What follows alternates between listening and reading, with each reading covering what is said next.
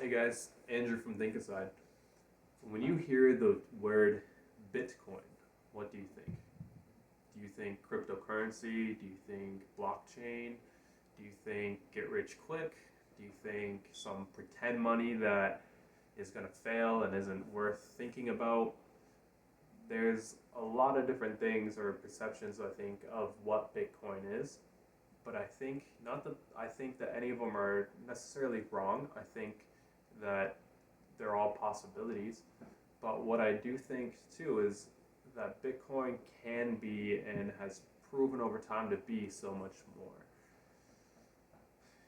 Without getting too in depth with inflation and deflation, I wanted to point out kind of what's below the surface of why Bitcoin has been talked about so much lately and has continued to grow as an asset, really, is because Bitcoin solves a lot of the issues, if not all of the issues, that other currencies or hard money has had.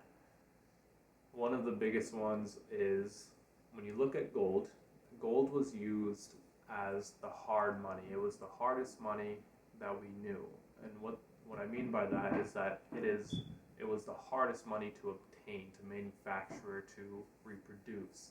We knew we could expect it to grow or inflate about 2% a year. So with that, we used it as the asset to trade with. It was the currency. But it's very hard to transport, right? So you couldn't just say we're still using gold today, and I wanted to order a shirt in the UK and I'm sitting here in the United States.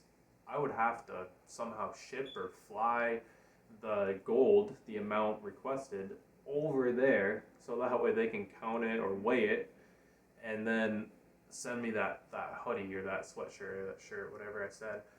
So that's kind of one of the inherent problems with it is that it's expensive to move. I think it was like to move a bar of gold 100 times, it would cost like across the sea and stuff would cost about a bar of gold. And so that's kind of one of the biggest issues with it. So to go back to what we were originally talking about with Bitcoin is that Bitcoin doesn't suffer from that issue, right? You can move it near instantly within the hour to whoever you want in the world.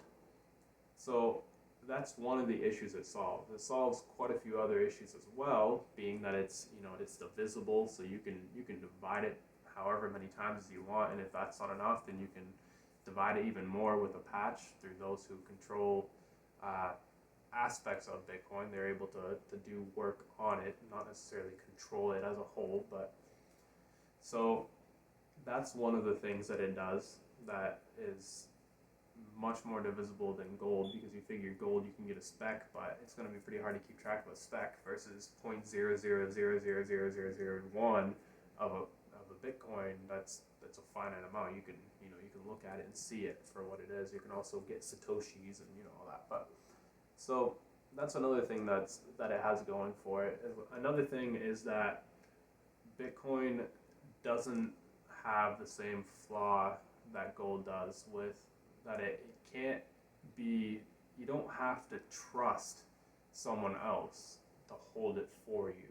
With gold, eventually they had to put all that gold somewhere, right? So it was stored somewhere, and then that entity that was storing it had to be trusted in order for you to feel safe having them hold it. But with Bitcoin, you can just hold it yourself. You can hold the keys in your head, or you can write them down, or you can do multi-signature where you have people, you give your keys out and break it into parts to your multiple people, 3-4 people, or whatever. You can do multi-sig, and there's a bunch of different ways to store it. But without getting too complex with the inner workings of Bitcoin, it's more of my goal here in this video is just to kind of explain that Bitcoin isn't just a get-rich scheme. It's much more than that. It is a solve for something that we were missing, and we have been missing for so long, is in a sense, the perfect money.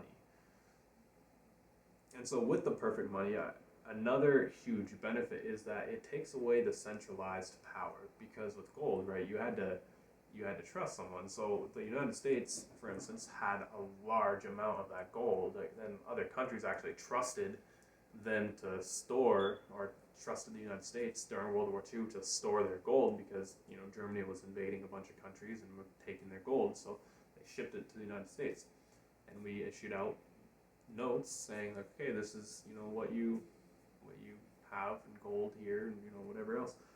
And then of course World War II came, and the end of World War II came, and the United States won, and as a result, they pegged the dollar to gold, the United States dollar to gold, and then they pegged everyone else's dollar, their currency, to the United States dollar. And so then what happened was, when that was the case, people from other countries, they had a currency that was worth based on the dollar, and the dollar was based on the gold, right? But then in 1971, they debased the dollar from gold. So now the dollar is no longer worth anything according to gold. It was worth something because the United States said so. And everyone else had to follow that, because everyone else's dollar was pegged to the dollar, the United States dollar. So what that did is, of course, we see it now, is it has created a world where the government controls your money pretty much completely. It can decide what it's worth over time. Right now, tomorrow, all they have to do is print more money, get more money, go buy something else with that printed money that they, effectively counterfeited. They just made it, and as a result, now your money is worth less, and there's nothing you can do about it. Nothing at all. You work for that money, you pay in that money, you save that money, you do all those things with that money that is continuously worth less, and that the issuer tells you can't make any of, but they're making all of it. They're making as much as they want. So Bitcoin allows you to convert that money into Bitcoin. It's an asset. It is a store of value. It is a thing that the government cannot make as much as they want of it. That is only 21 million Bitcoin ever in existence. That's all there will ever be. There's only about 17 million in actual circulation, and another, I think it's like, some people suspect, like Robert Breedlove had said, that he suspects that it's about only 4 million that actually is traded on the markets.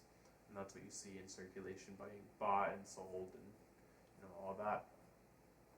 So the government, they can own some of it, they do own some of it, but they can never replicate it. They can never say, issue out the Bitcoin and then make more of it to devalue what they issued out.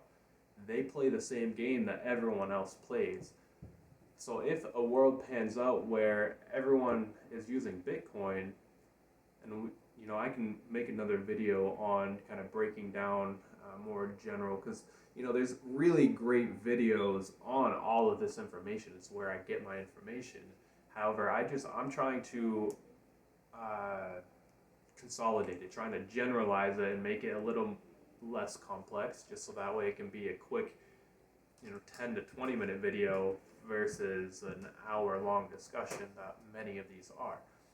So that's, if Bitcoin becomes more and more accepted and more used, and then as a result other countries will have to use it as well. And if that happens, if everything is Bitcoin when it comes to a currency, just like gold, imagine, takes the place of gold and is used like that, replaces dollars, then Bitcoin no longer requires the US dollar, no longer requires governments to say what you can and can't do with your money. In a sense, they can't decide what it's worth.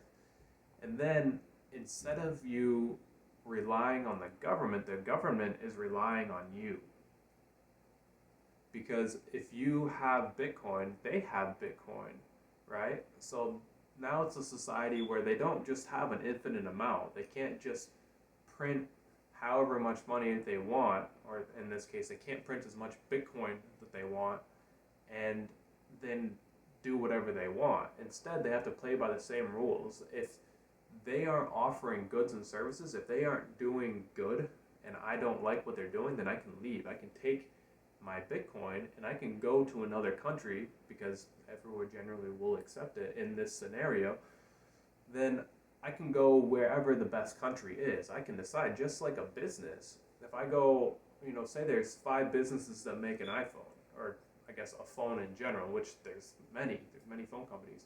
I'm not gonna go to the crappiest one, like a a ZTE or whatever. I'm not gonna go for something cheap like that if I can get, say, a Motorola for about the same price, and it's a far better phone in my opinion. And it's the same idea. I'm not going to go live in a country that offers me less for the same amount. It just doesn't make sense. And so I'm going to go live where it's best for me, because I have my assets and that works for me. Of course, there's other things to keep in mind. Like, people aren't just going to up and leave. I think some people are definitely going to remain patriotic, and they're here because they were and because their parents were and things like that. That's fine, but it gives you that option. It gives you an option that you didn't have before. Because currently speaking, if you have, say you have $100 million in the U.S. dollar and you go somewhere else, your dollars are still losing money. You're fighting to have that money transferred. You have to pay like taxes and stuff like that if you're doing certain things with that money. The government controls a lot of aspects of that money, and so it creates, you're kind of bound by their rules. Same thing with if you buy assets in that country, now you're bound by the rules of that country. Versus if you buy Bitcoin as an asset, then they can regulate to a point, but they can't really stop it, and that's a whole nother discussion. But yeah, so that's kind of what I'm trying to accomplish with this video, is to just kind of enlighten about Bitcoin, and that it is so much more than just a get rich quick, or it's so much more than just a cryptocurrency of one of the 10,000 or whatever it is that there are cryptocurrencies. Like, Bitcoin is a solve to a problem that we have had since the beginning of civilizations. And I encourage every single one of you to do more research on this. I don't expect any of you to take my word for it. I simply encourage you to listen to people like Robert Breedlove, that talks on the beginning of money, or what is money, is his show. I encourage you to listen to Jeff Booth, who has a book called The Price of Tomorrow, that talks about inflation and deflation and technology and how it drives that, and how inevitably it would be Bitcoin as a solve for that. It'd be the raft in the storm that is coming, I believe, or the lifeboat is how he uses that. You can look at James from Invest Answers. He does a good job talking about Bitcoin and other cryptocurrencies, but he does quite a lot. Michael Saylor is one of the more, I'd say probably more famous ones that talk about Bitcoin. He is the CEO of MicroStrategy. It's a technology company that has purchased thousands of Bitcoin. Actually, recently gave away 5,000 Bitcoin. But yeah, I encourage you to look deeper. Thank you.